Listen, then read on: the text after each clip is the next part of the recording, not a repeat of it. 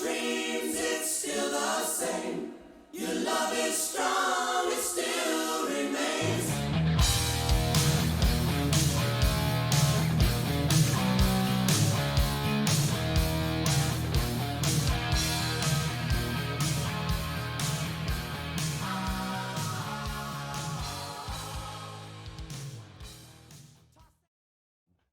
Hi, good morning. Welcome to another edition of Southern Santa Piper.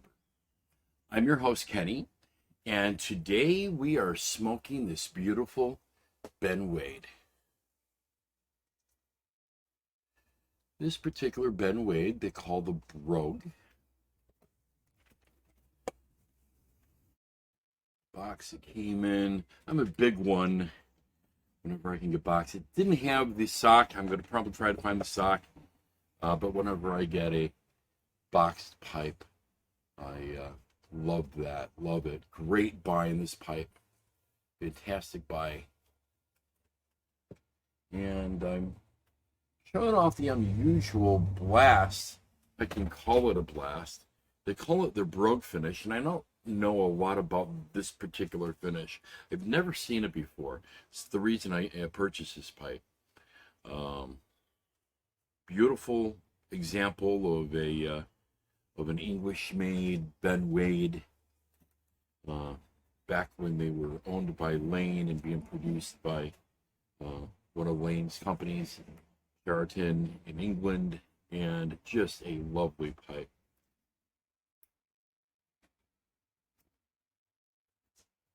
I'm smoking one of my old favorites today, which is 504C. You can see that I really smoke this pretty frequently.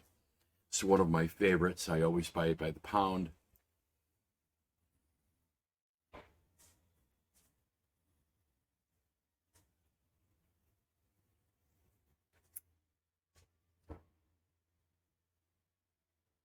I think for fans of like Lane's, HGL, or Stokeby's English Luxury, I think you would be a fan of the Sutliff 504 Aromatic English.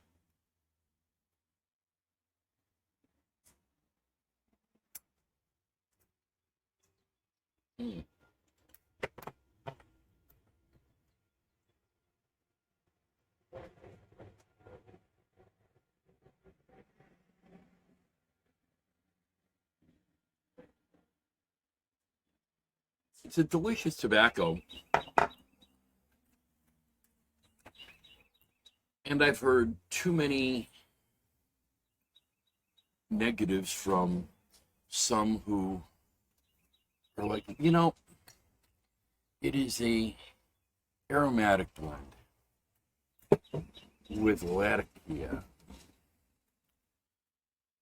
I think that's an oversimplification. When I look at this tobacco and it's a beautiful, beautiful, beautiful, beautiful combination of stoved Virginias, Cavendishes, Burleys, Red Virginias, Latakia. There's definitely a topping on this. I would say it's in the like vanilla topping type range.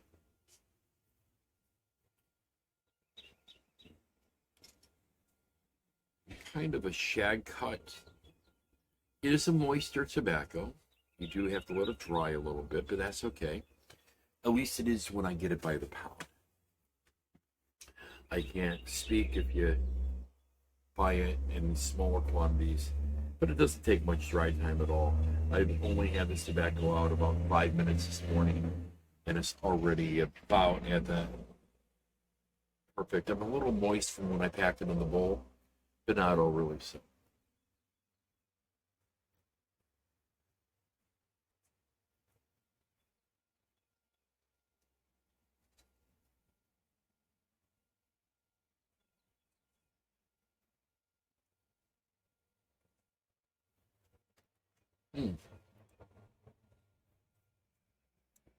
A few of the things that I noticed about this tobacco.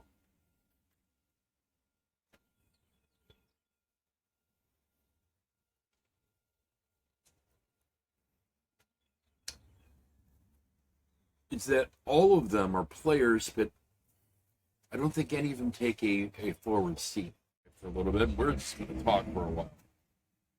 So you've heard me talk about Ben Wade in the past. And Ben Wade, I really think, is a underrated and kind of under the radar pipe for many of the smokers out there, especially when you're looking at state pipes. I see a lot of guys posting them, and I'm always shocked at that because I think they're an outstanding value. I'm all about value. Being a blue collar guy most of my life, even when I ran a large air conditioning business, it didn't stop me from always thinking and being like a blue collar guy and being frugal on the stuff that I like, because if I can save on one thing, I've got more money to spend on my other hobbies, or on even on this hobby. If I'm not spending as much in a pipe, I can spend more on tobacco or buy more pipes. Makes sense to me. I don't know if that makes sense to everyone. I mean, I have this debate with a few of my friends, and would you rather have, I mean, like this pipe. This pipe was $49.99. Let's call it $50. Now, to some neophytes out there, or maybe to any of your wives who are listening, they're going, oh my God, that's a lot of money for a pipe. No, it's not a lot of money for a pipe. That is a really fair amount for a pipe. It's hard to find a new pipe for under $100. They're out there, but it's hard to find them for under $100. Most of the new pipes are, that 95 to 120 range. So we're going to call it the $100 range. Many new pipes are. And then you take that next step up, about 150 to 175, then the over 200, then the over 300. And I've seen pipes go for ridiculous amounts, 15, 16, 17, even $30,000 for a pipe, which I think is insane. But hey, if it's pretty rare and for collecting, but that's a pipe that as a pipe smoker, I would never buy unless I was simply looking for a collection of pipes that I plan on never to smoke and that I plan on to get rid of at some point in my life as an investment. But like they say with any collectible, it's only as good as the market's going to support it. It's only going to be as good as there is for people who are interested in that product. And this is a perfect example of a very well-built pipe. If this did not have Ben Wade on it and had one of the other brand's names, would this pipe go for considerably more? Yeah, it would.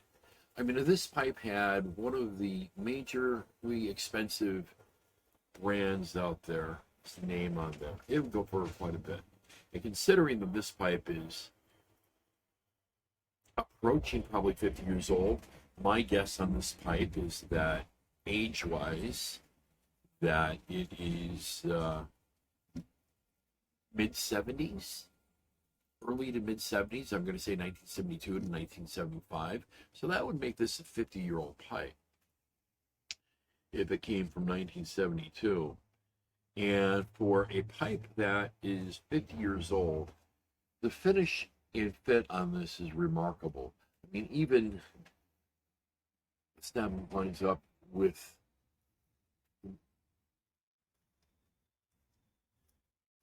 the shank very well. Nice tight fit. And I just got to make sure I keep it lined up properly. It's very unusual. Square shank. Beautiful job on this one. Just gorgeous.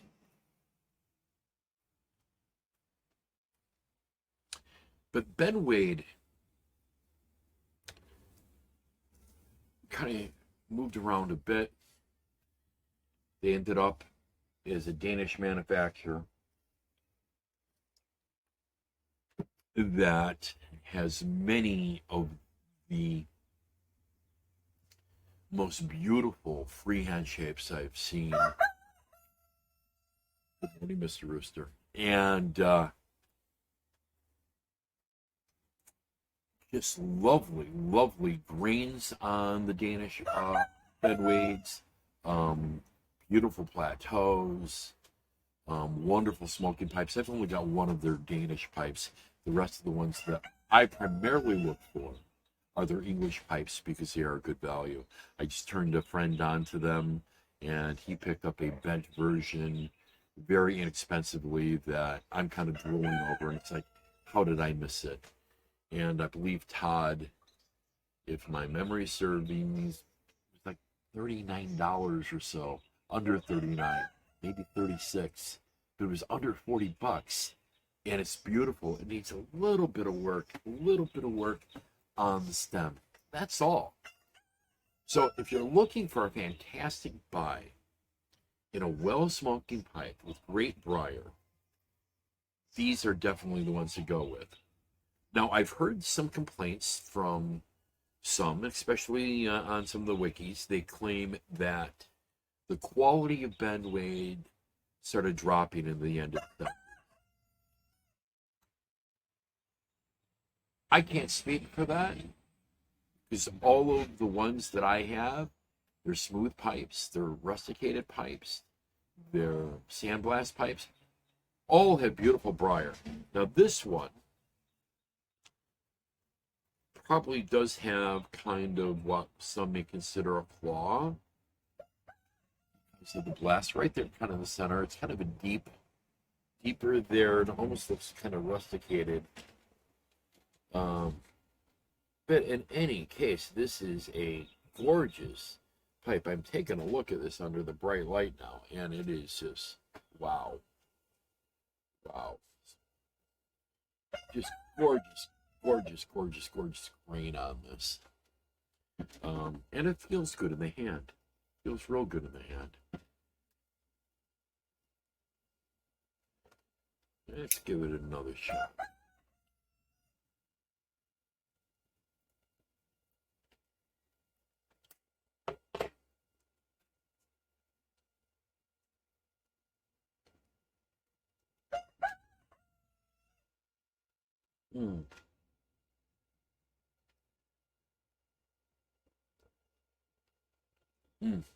This tobacco.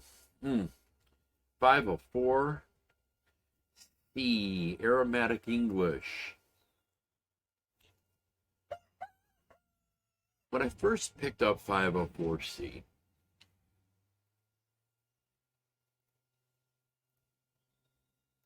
I was actually looking for a replacement at the time for Throgmorton. It was before I found Northwoods.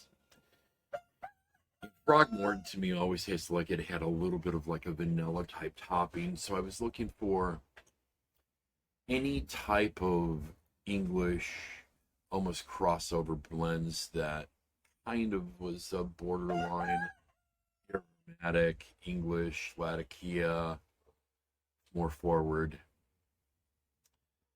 And not as easy as a task as you think it is, but what I did find was a bunch of tobaccos that did not taste like Throgmorton, but were incredible tobaccos in their own right. And this is one of them. Does it taste like Throgmorton? No. Now, that being said,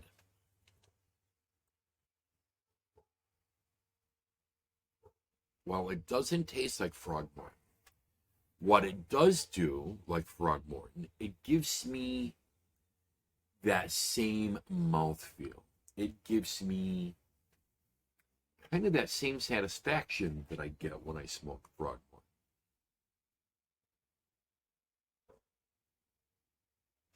So, for me, this would be a nice alternative for someone, and a nice, very affordable alternative when one is looking for maybe a replacement for Throgmorton, but this is not, like I said, if you're looking for a clone, no, this is not a clone of the Frog, not by any standard. But what it is a beautiful tobacco that has enough Virginias, enough Latakia, the Cavendishes and the Burleys. I guess technically, if one wanted to call it an American English blend, it would kind of go for that. But what it does do is balances things very well and gives us a wonderful, wonderful mouthfeel. One of the things that I really missed about Throckmorton, more so than the flavor, was that mouthfeel. You hear me mention mouthfeel a lot.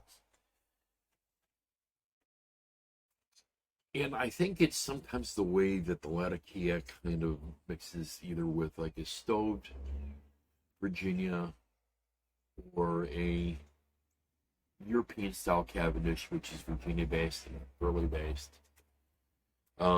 Gives a very kind of creaminess to the mouth. And I think Cavendish does that as well. But kind of mixed with the Latakia, there's just some synergy between those that it just works. And it works really, really well. As much as I love Star of the East Flake, which is, as far as complexity of tobaccos, one of the most complex but yet very satisfying, and can be an all-day smoke in my opinion. This is on a different level. It's not as complex. It's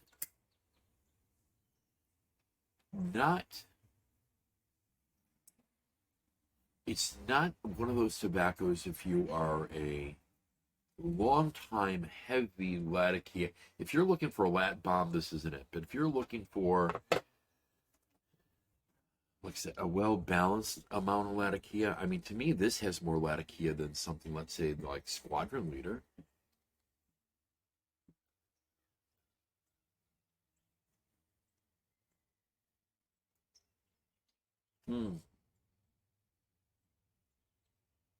I mean, it literally pushes all of those right buttons for my taste buds. And price point, when you buy it by the pound, I think this worked out to be like $32 for a pound of tobacco. 1 pound, like 32 bucks. That is just crazy to me because I see guys spending that much on a tin of tobacco or more for a tin of tobacco. This is 3 ounces of tobacco from some blenders. Let's throw the rest of this in here. Let me get a really nice big.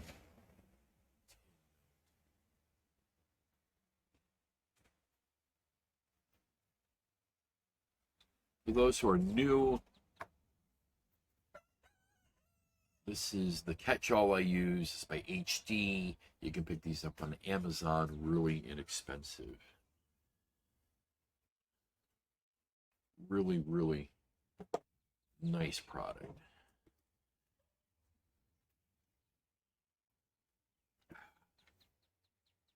You get that smoky campfire. You don't get that heavy smoky meat type smell.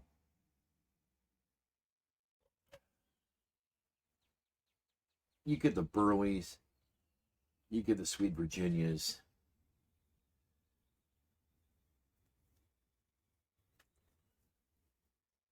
There's kind of hints of molasses. A little bit of like dark fruit, dark cherry.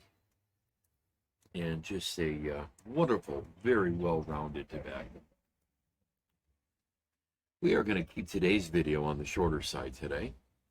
I probably have been rambling way too much for many of you. But I do want to get some feedback before I let you guys go today. Because it is Wednesday, and we still have a few days before Friday, I've been talking about doing a live video at night instead of my daytime videos. And I want your guys' opinion on that, if that was something you guys would enjoy, if we do something live. I haven't gotten much feedback from anyone.